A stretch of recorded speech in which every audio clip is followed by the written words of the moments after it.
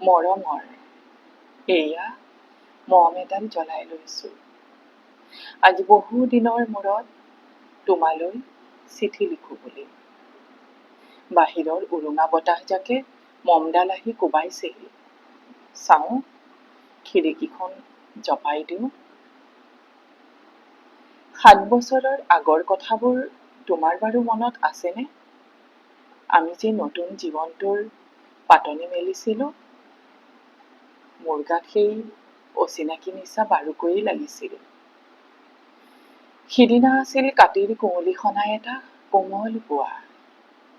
পদূলিত তলসৰা শেৱালিবোৰ উপচি আছিল। আৰু সন্ধিয়া মই তোমালোকৰ ঘৰলৈ নকৈ আহিবৰ দিনা আকাশৰ মেঘৰ মোহনাত হালধীয়া জোনটো নাওখন হৈ আমাক যে ৰিঙিয়াই মাতিছিল তৰাৰ দেশলৈ। মই লোৱা কঁকালৰ ৰঙা ৰিহাখনলৈ তুমি বাৰু তেনেকৈ কিয় একেথৰে চাইছিলা? মোৰ কেনে লাগিছিল জানা? তুমি যেন কোনোবা দূৰ বিদেশৰ স্বপ্নাতুৰ আলোকৰ মানুহ, আৰু মই যেন এপাহ তলসৰা শেৱালি।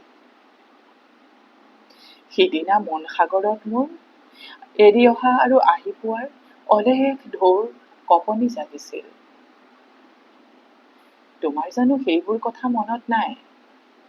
আমাৰ দেউতাই যে চিঠিত লিখিছিল, আই তই নতুন ঘৰত হাঁহি মাতি থাকিবি। সেইবোৰ 7 বছৰৰ আগৰ কথা। মোৰ যেন সকলোবোৰ পুৰাণৰ সাধু যেন লাগে। জেঠমহীয়া দেউতাৰ বছেৰেকীয়া হৈ গ'ল।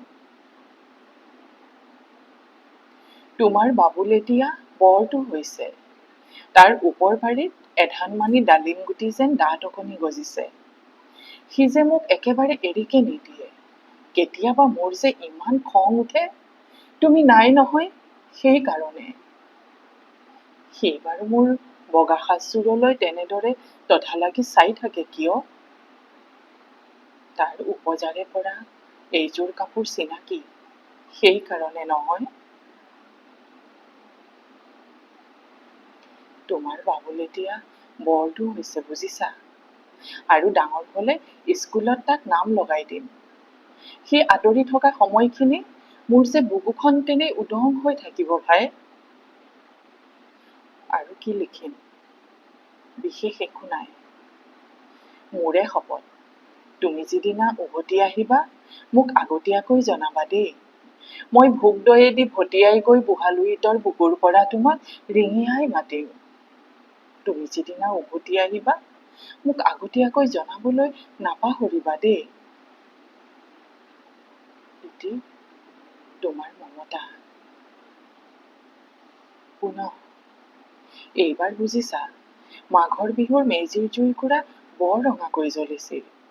আমাৰ আইতাৰ পলি ছাগলীজনীৰ 2টা পোৱালি জগিছে।